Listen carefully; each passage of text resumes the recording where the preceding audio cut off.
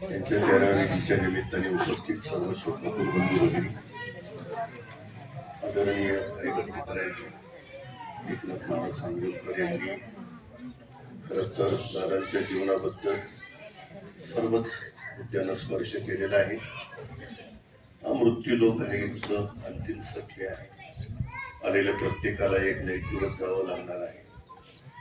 पवन दादांचं जाणं हे तसं म्हणजे पवन मावळ पंचकुर्शीला सरकारी संप्रदायाला कुशाली ग्रामस्थांना सर्व आर्टिस्टांना एक दुःखाचा डोंगर कोसळल्यासारखा आहे.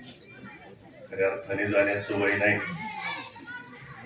एक टेलरिंगचं काम आज आपण पाहतो आहोत की 1500 रुपयाची शिलाई, तर त्या काळामध्ये 10-20 रुपयाकरता अन्न वस्त्र निवाराची मानवी गरज आहे.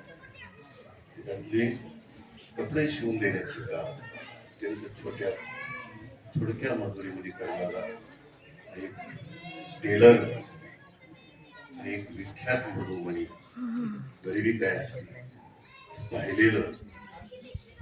इथं इतकी माणसं आहेत की किती वेळ कुणी घ्यावा. आदरणीय चंद्रकांत महाराजांपासून एक ऋषितुल्य व्यक्तिमत्व बाळासाहेब असतील, गणेश भाऊ असतील, राज्य स्तरावरती, जिल्हा स्तरावरती, सर्वांचा नाव लिखून वेळ घेत नाही आपला. आणि म्हणून हे व्यक्तिमत्व किती उंचीचं होतं, किती मोठं होतं, हे आपल्या सर्वांच्या उपस्थितीवरून हे सिद्ध झालेलं आहे. वेळ घेणं योग्य होणार नाही, आपण दादांना सांगू शकणार नाही. 10-20 वर्ष या परिवाराला आणि या गावाला सांगोलकर महाराज पाचान आणि कुसाने या पवना खोऱ्यामधली मावळ तालुक्यामधल्या 2 गावं आहेत. इथला परमार्थ हा खरा महाराष्ट्राला एक आदर्श.